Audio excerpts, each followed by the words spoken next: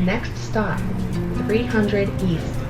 300 East. Uh-huh. We're on our way to the train show Yes. in Ogden, which is nowhere near 300 East. Well, no, it's a little ways. We always take the train Yes, to go to the Ogden Train Show because what better way to get to the train show than on a train? that's right. So we'll be changing trains here and then changing trains again and then changing, no. But eventually we get to Ogden Yes. and it's an amazing train show. I think it's the biggest one. Mm-hmm. And very possibly the best one. Right, I think so. Yeah, maybe. Yeah. It's hard to say. 300 East. Anyway, check this out.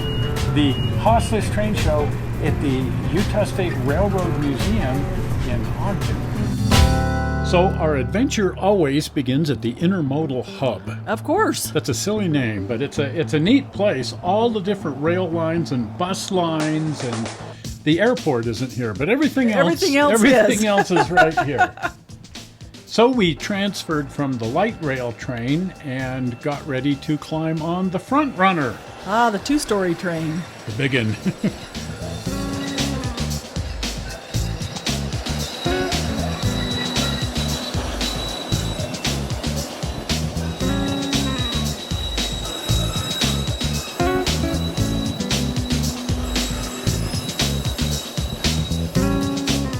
The absolute neatest thing about the Intermodal Hub is it's right in the middle of the Rio Grande's original yard and engine facility from the turn of the century. That would be the last century.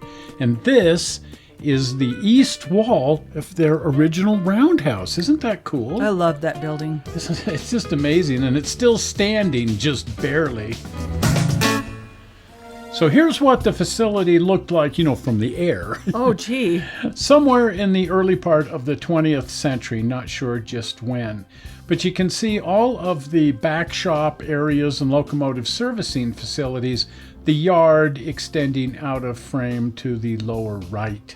And that right there is the wall of the Roundhouse. Oh, wow. That's still standing. Now, most of the Roundhouse has been leveled, unfortunately, but in its day, it was really something to see. Check that out. I love these big Rio Grande engines. We always think of the narrow gauge ones. Now, we are waiting for our train right here. Oh. That's the current position of the platform for the front runner. Now, this incredibly large structure facility up here is the freight terminal for the Rio Grande. And this long building right here, that's the Intermodal Hub. They just kind of repurposed it into the Intermodal Hub. Isn't that neat? That's really cool. And they added this round thing to the end of it. Well, they have to have... Well, it has to be a hub. Yeah, I was going to say, it has to be, round. And modern looking, so they added a hub to the hub. Now, this really large building right here is the original back shops for working on the steam locomotives. We've been in Ed's version of this in Cheyenne where they're working on the big boy, but that's where you rebuild and really do the heavy work on your steam locomotives. They can lift an entire locomotive with that overhead crane. Yeah, and we've seen Ed do that in Cheyenne. That's just amazing. But it's always incredible to see what kind of facilities existed to repair and rebuild these gigantic steam locomotives. This building's been abandoned for quite some period of time. It was a foundry for a while, but there's been talk about tearing it down, which would really be sad and unfortunate. But the funding just came through to renovate it. Oh, that's great. Isn't that great? And they're going to make this the bus shops.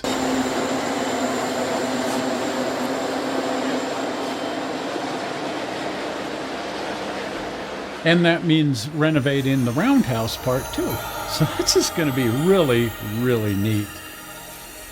I'd really love to time travel and see what this looked like back in its heyday. Wouldn't that be something? I mean, I vaguely remember it being something more than it is, but by the time I have conscious memory, it doesn't look anything at all like this. But look how cool that was. This is probably late 40s, something like that, just as the diesels are taking over. It'd sure be neat, too, if they'd put that sign back up. Wouldn't that be cool?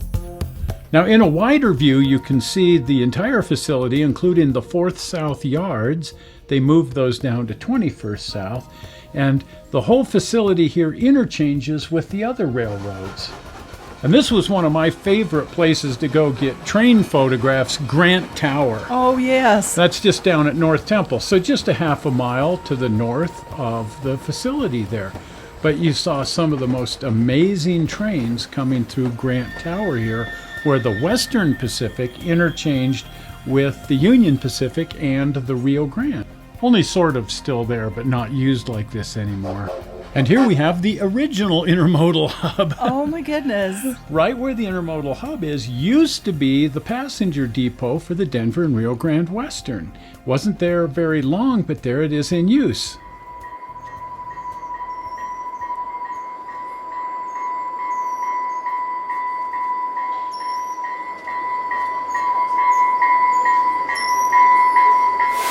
Well, the southbound train is here, but for some reason the northbound train is missing. Oh dear. I guess it's been delayed. We'll have to find out what's gone wrong. But this is not our train. This is the southbound. We want this one, the one to Ogden in Points North. I sure hope it points north. Well, maybe that's why it's late. Well, we're clowning around and digressing. Here's the depot that replaced the other one. Tracks don't even go over there anymore. But this is what this looked like. It was built right around the turn of the century, the previous century again, of course. And it was a huge train station, unlike the original little wood structure that stood right where we're standing. Well, it's about time. Our train has finally come in. We've got to find out what the big delay was, but I see the police are meeting the train. I have a funny feeling that has something to do with it.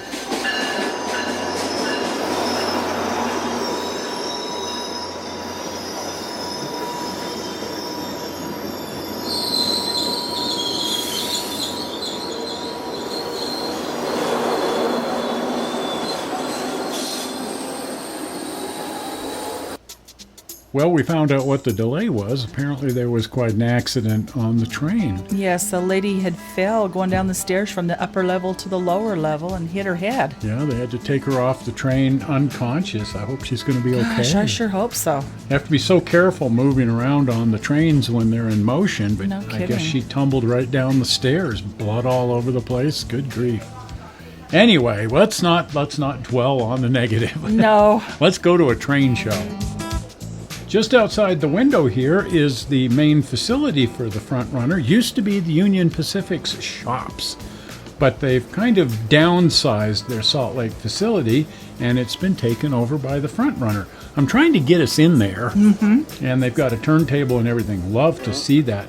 But I love just coming down to this neighborhood and seeing some of these old industrial buildings, a lot of them abandoned. Just sort of fun to explore. It is. I think it's fun to ride on any kind of a train. We get a kick out of it. We should take a big train ride, like maybe go all the way to the East Coast or something. That could be fun. Not in one sitting. No. But I'd love to try that. Just go transcontinental by rail. That'd just really be fun. It would be fun. Because I really enjoy riding on a train. You get to see everything. You sure do. And it's not at all like flying. It's much more enjoyable, I think. Well, it's different. I like it. I love it. Now here's another salvation project. This is the Layton Depot, and it was going to be torn down, and at the very last minute someone said, no, let's restore it instead. So I guess there's a restaurant. We should come to dinner. We need to. But they're using it as the train station. That's just really neat that it survives. And just like that, we're in Ogden. That was fast. That was fast. I kind of cut out some stuff. But this is the area known as Bridge Junction, and it's right where the tracks came in, always still do, from the west into Ogden through this huge set of Y tracks. And this was the interchange point between several large railroads, most notably the Union Pacific and the Southern Pacific. Ladies and gentlemen, in Ogden Station, we will be on the east track, so we will be exiting to the west. We will be exiting out the west doors. Thank you. So the place isn't near the railroad hub it once was, because all these smaller railroads have been absorbed into the Union Pacific, and it just isn't an interchange point anymore. So the Union Pacific has given the old depot over to the state of Utah, and it's being used as the Utah State Railroad Museum. And so there's so much stuff here to see, including the old original depot, which is really fun. Please hold your child's hand when boarding and exiting the train. I love seeing some of these older paint jobs from the defunct railroads, the missing railroads, the heritage railroads, if you will.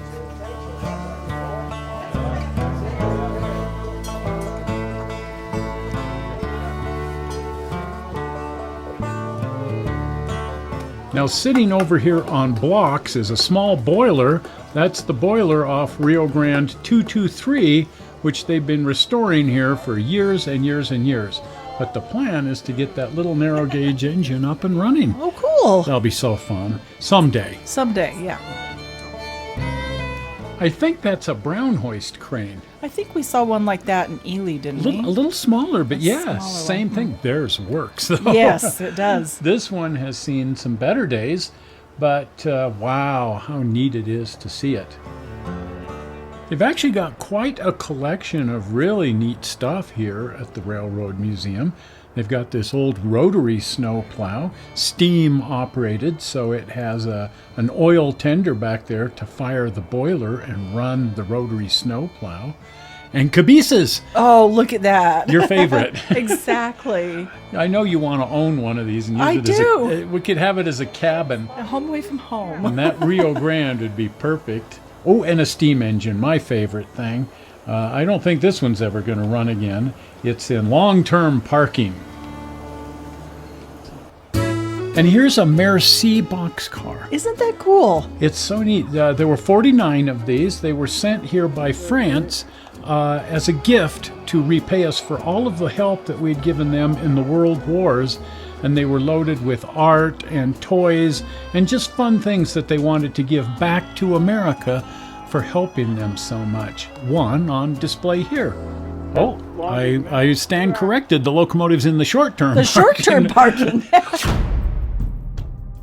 And here's the amazing display here at the museum.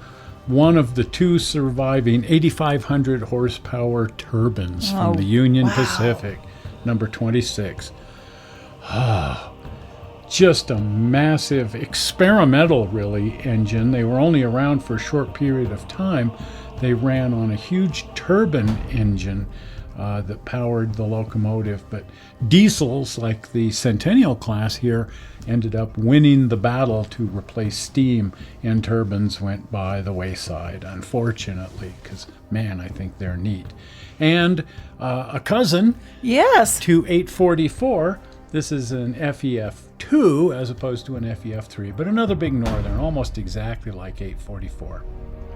Now, Ogden's facility was way bigger than anything going on in Salt Lake. It was one of the biggest railroad hubs in the country, Yes. as a matter of fact, because we have the Southern Pacific coming in from the bottom of the frame here, and the Union Pacific coming in from the top of the frame, and this is the interchange point. They really replaced the Golden Spike site.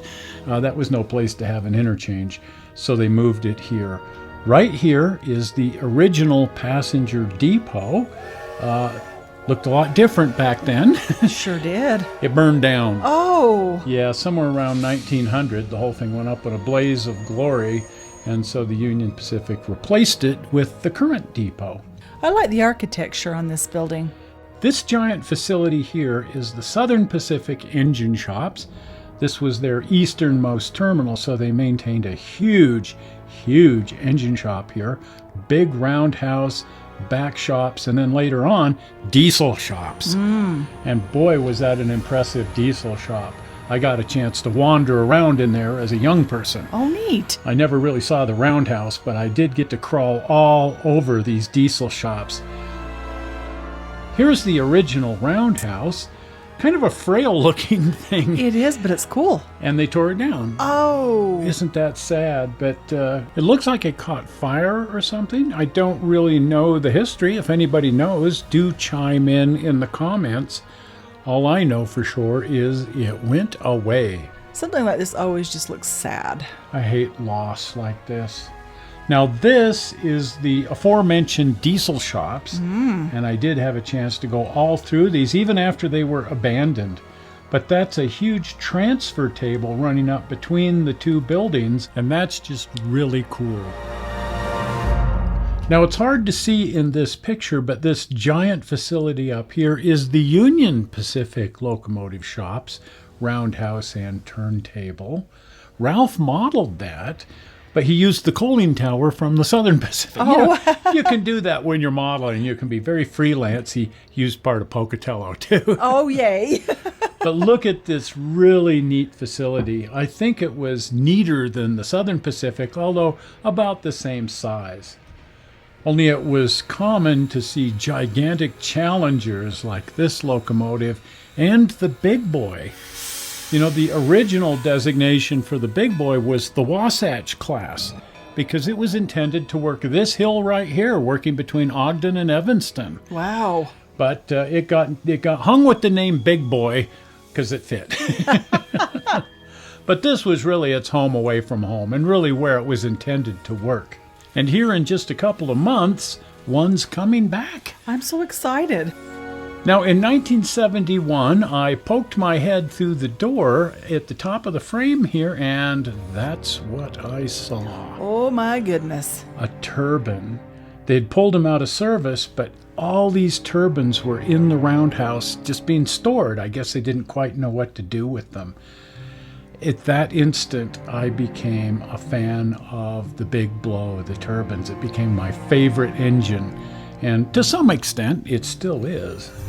Moments later, security drugged me back out through the door. Oh, no. Said, "Don't trespass. The next time we catch you in here, you're going to be arrested." And I said, "Yeah, you have to catch me first," and ran away. Stinker. Well, yeah, I was younger and more agile, too. But what an amazing locomotive. Now, there's a small roundhouse right here. This is actually the facilities of Rio Grande.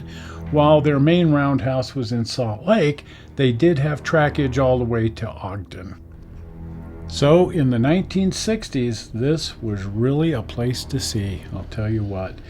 The busiest railroad yard, certainly rivaled the biggest facilities anywhere else in the United States, except maybe Chicago. There's just trains as far as the eye can see. Boy, I'll tell you what, passenger cars, and I love these earlier cars with the roof walks. Oh, I do too. The 40-footers, that to me is railroading. When they went to the 50-footers with no walkways, I grieved the loss. And these wonderfully noisy, smelly, dirty facilities, they were magical. They were. They may have all that negative going for them, but they're magical.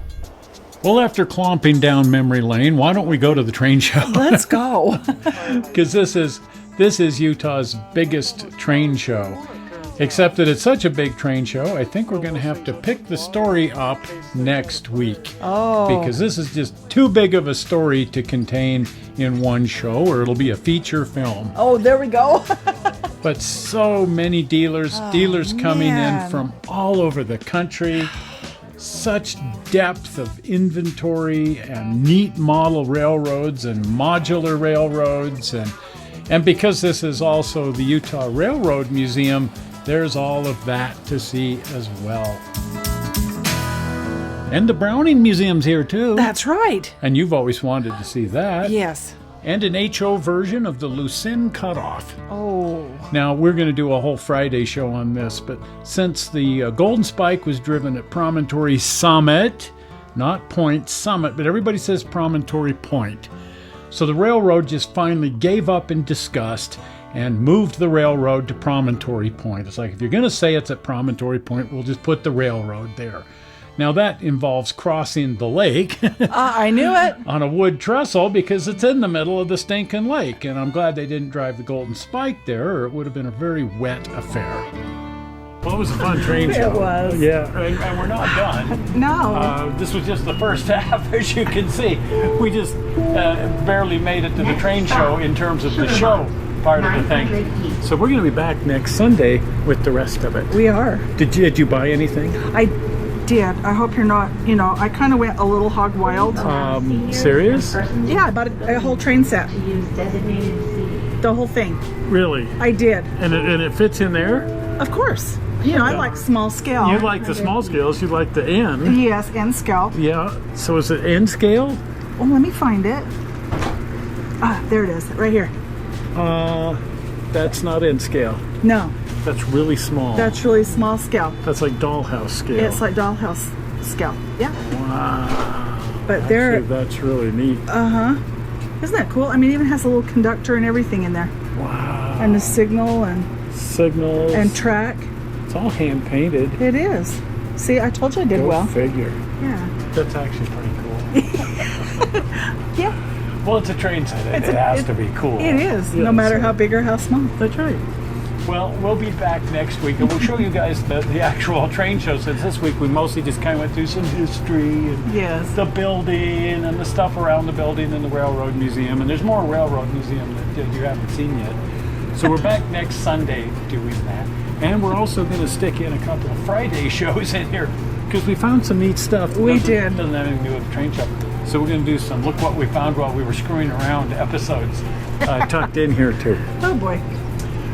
Well, if you're not a subscriber and you haven't been over to the channel, here's your opportunity to do both by clicking on the blue button. You ready? Well, we're not sure how you found this on the internet. We hope you didn't find it boring. And we will see you on Tuesday with that show and Sunday with the rest of the show. I'll see you. Bye-bye. Bye.